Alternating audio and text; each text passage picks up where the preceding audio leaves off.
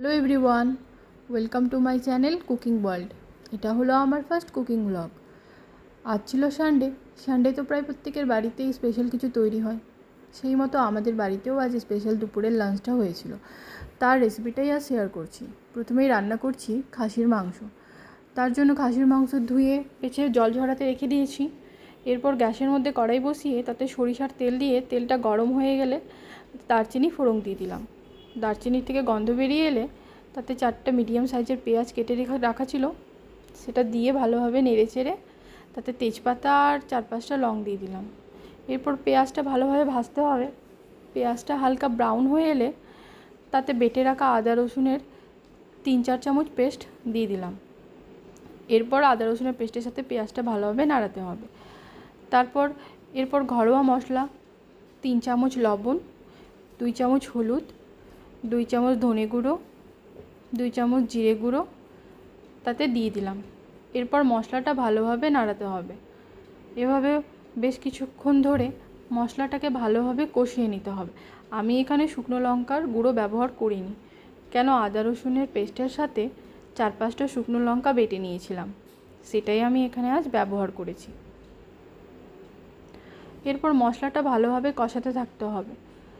মশলাটা থেকে তেল ছেড়ে এলে ধুয়ে রাখা মাটনটা তার মধ্যে দিয়ে দিলাম। মাটনটা দিয়ে ভালোভাবে নেড়েচেড়ে মশলার সাথে মেশাতে হবে।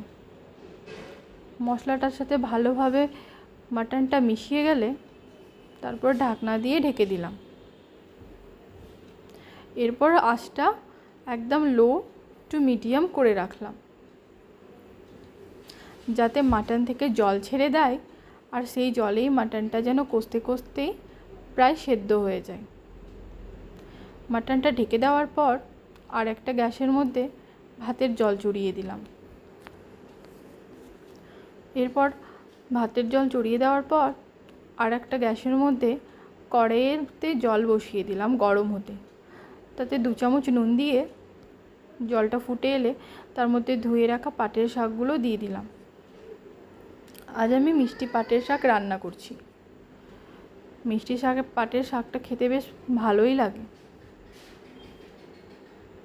তার জন্য পাটের শাকটা ভালোভাবে দিয়ে তারপর চামচ দিয়ে ভালোভাবে নেড়ে চেড়ে ঢাকনা দিয়ে ঢেকে দিতে হবে, যাতে পাটের শাকটা ভালোভাবে সেদ্ধ হয়ে যায়। আর গ্যাসের আঁচ একদম লো করে দিতে হবে। এরপর ঢাকনা দিয়ে ঢেকে দিলাম। এরপর ভাতের জলটা ফুটে এলে তাতে ধুয়ে রাখা চাল দিয়ে ভাতটা বসিয়ে দিলাম।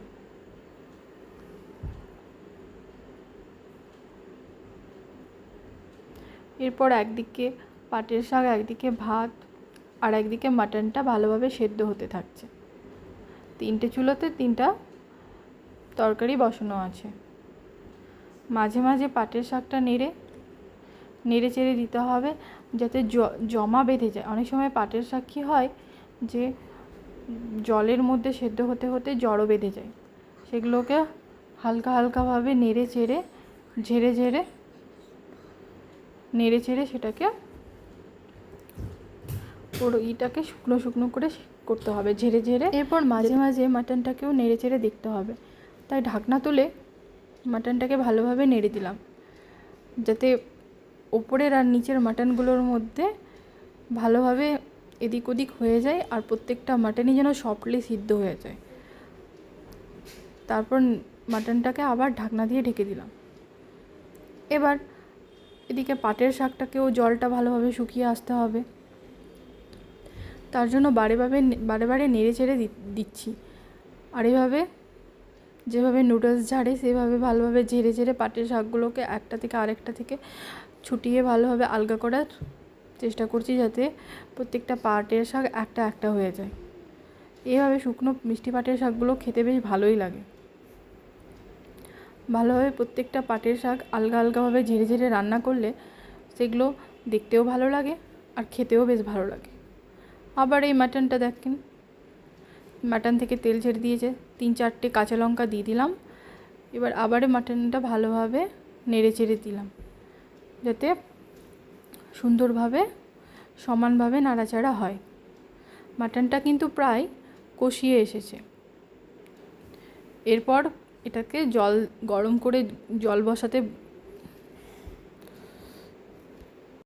এরপর কড়াইয়ের মধ্যে তেল দিয়ে পাটের শাকটা ফোড়ন দেওয়ার পালা। তার জন্য কড়াইয়ের মধ্যে সরষার তেল দিয়ে তাতে 2 শুকনো লঙ্কা ফোড়ন দিয়ে দিলাম।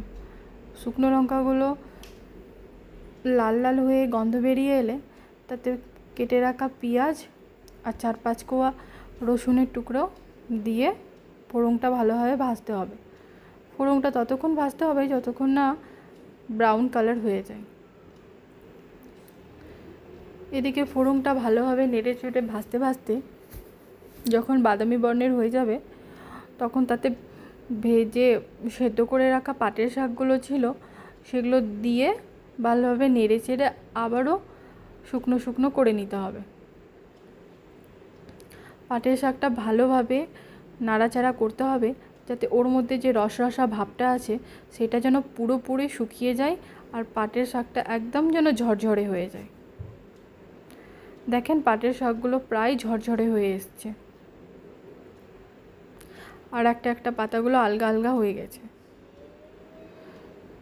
যতক্ষণ না পুরোপুরি পাটের শাকটা শুকনো হয়ে যাচ্ছে ততক্ষণ পর্যন্ত ওকে ভালোভাবে নাড়াচাড়া করে ঝাড়তে থাকতে হবে। পাটের শাকটা প্রায় রেডি হয়ে গেছে। এই তো আজকে তাহলে আমাদের রেডি দুপুরের মেনু।